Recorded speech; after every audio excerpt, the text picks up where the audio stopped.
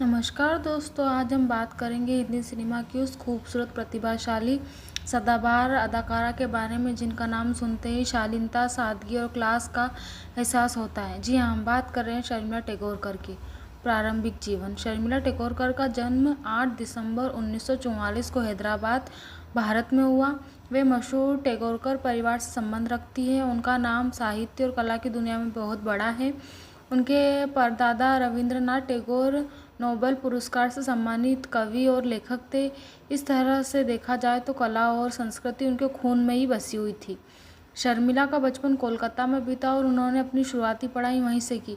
छोटी उम्र से ही उन्हें अभिनय और साहित्य में गहरी रुचि रखी थी। फिल्मों में प्रवेश। शर्मिला टेगोरकर ने मात्र 14 साल की उम्र में फिल्मों में कदम रखा। उनकी पहली फिल्म थी अपूर्व संसार, जिसमें मशहूर बंगाल निर्देशक सत्यजीत ने निर्देश किया। इसके बाद उन्होंने कई बंगाली फिल्मों में काम किया और धीरे धीरे हिंदी सिनेमा की ओर रुख किया। हिंदी सिनेमा में सफ़र। शर्मिला टेगोरकर ने हिंदी सिनेमा में अपनी पहली हिट फिल्म कश्मीर की कली दी, जिसमें उनके साथ शम्मी कपूर थे। इस फिल्म ने उन्हें सीधी हिंदी फिल्मों की टॉप हीरोइन की लिस्ट में शामिल कर दिया। उनकी खूबसूरती, मासूमियत और अभिनय की गहराई ने दर्शकों का दिल जीत लिया। इसके बाद वे लगातार बड़ी बड़ी हिट फिल्मों में नजर आई, जैसे अनुपमा, आराधना, सफ़र, चुपके चुपके, अमर प्रेम, दाग, मौसम। इन फिल्मों ने सिर्फ उनकी लोकप्रियता को बढ़ाया नहीं, बल्कि उन्हें एक सशक्त अभिनेत्री के रूप में स्थापित किया।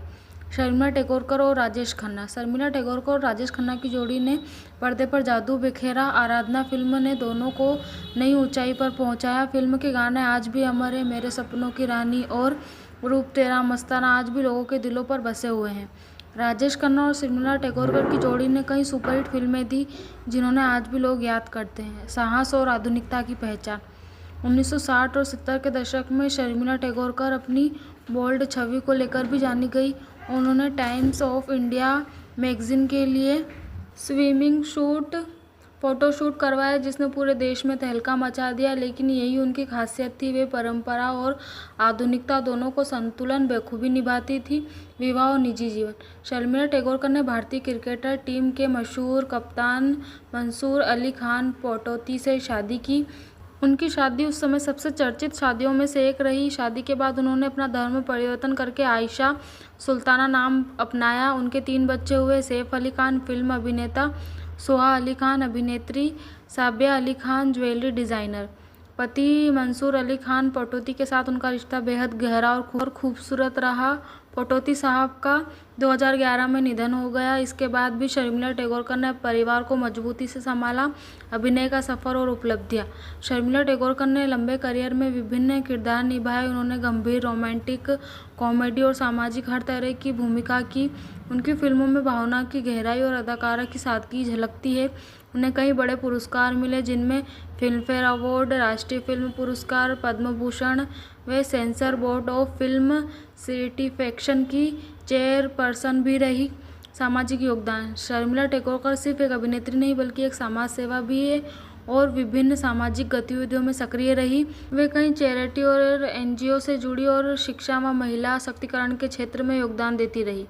आज की शर्मिला टेगोरकर। आज शर्मिला टेगोरकर फिल्मों से दूर है, लेकिन कभी कभी खास फिल्मों में आयोजनों में नजर आती है। उनकी आखिरी चर्चित फिल्म थी गुलमोहर, जिसमें उन्होंने बहुत भावनात्मक और शानदार अभिनय किया।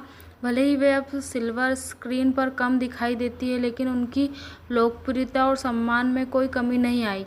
निष्कर्ष। दोस्तों, शर्मिला टेगोरकर सिर्फ एक अभिनेत्री नहीं, बल्कि एक सांस्कृतिक की प्रतीक है। उन्होंने अपने अभिनय से हिंदी और बंगाल सिनेमा को समृद्ध किया। उनका जीवन हमें यह सिखाता है कि परंपरा और आधुनिकता दोनों का सुंदर संगम कैसे किया जा सकता है।